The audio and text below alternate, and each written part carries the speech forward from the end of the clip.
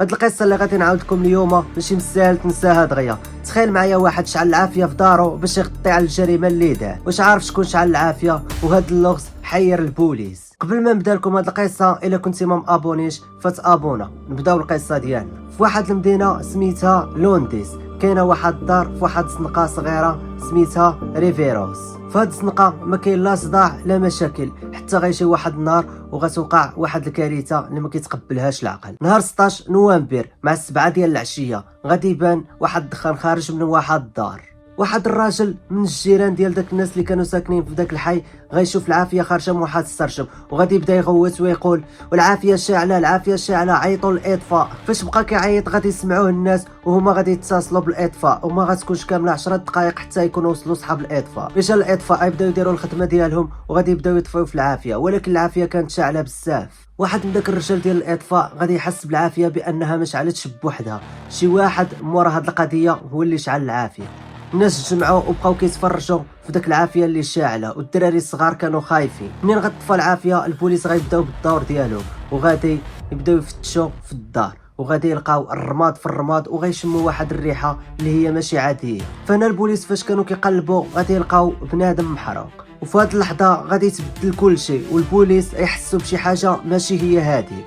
فهنا غادي يجيبوا فريق خاص ومعاهم الكلاب ديالهم ومدربينهم على التفتيش الحرائق المتعمده. بداو كيقلبوا في كل بلاصه، وهنايا الكلب غادي يوقف في واحد البلاصه وغادي يبدا كينبح. فهنايا القضيه غتولي واضحه والقضيه فيها فهنا كلشي غيتصدم ملي غادي يعرفوا الحقيقه. من بعد ما خرج التشريح طبي غادي يلقاو بان الضحيه ما ماتش بالعافيه، ولكن ماتت بسبب شي واحد ضربها بقرطاس، يعني شي واحد قتلها بدم بارد وشعل العافيه باش يغطي على الجريمه اللي دار.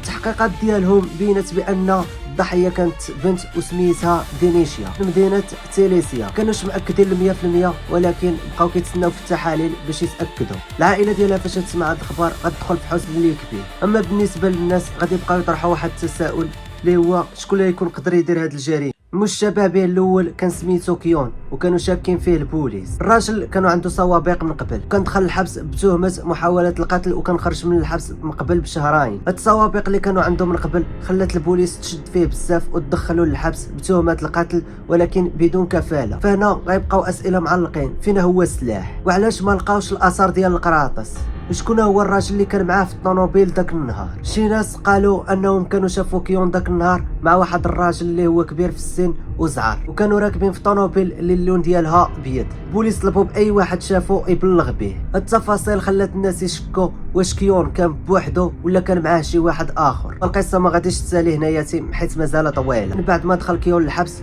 فالتحقيقات مازال مستمره ودخلت معاه حتى في حياته الشخصيه، وبداو كيقلبوا في العلاقات ديالو ومع الناس اللي كيعرف. البوليس بداو كيرجعوا اللور نهار بنهار ساعه بساعه باش يعرفوا شنو دار قبل من الجريمه. اللي زاد خلى الشك كثر هو كاينين الناس كيقولوا بان نهار الجريمه كانت 15 نوفمبر وكاين اللي كيقول بانها كانت 16 نوفمبر. هاد التفاصيل غتخلي المحققين يشكوا وغادي يقولوا بان هاد الجريمه كانوا مخططين ليها من قبل. من جهه اخرى كانوا كيقلبوا على داك الراجل اللي كان راكب معاه في داك الطوموبيله البيضاء، ولكن ما وصلوا لحتى شي نتيجه. وهنا الخبراء بداو كيعطيو فرضيات، قالوا يمكن كانت علاقه عاطفيه وفشلت وتحولت لعنف، اولا شي حساب قديم وصفاوه، اولا شي سر كبير ما بغاوش يعرفوه الناس. ولكن الحقيقه الوحيده اللي وصلوا لها هي ان المجرم كان متبوع باش ما يعيقوش به شعل العافيه ويخفي على الدلائل اللي عليه. العائله ديال دينيش كانت مصدومه ومشات بلا ما تودعهم وبقاو غير تصاورها. اما الناس كانوا كيسولوا كل نهار وكيقولوا شكون اللي دار هذا الشيء وعلاش. بالنسبه لكيون مازال في الحبس وكيتسنى الحكم ديالو النهائي، وبالنسبه للتحقيقات مازال مفتوحه، والراجل اللي كان في الطوموبيله البيضاء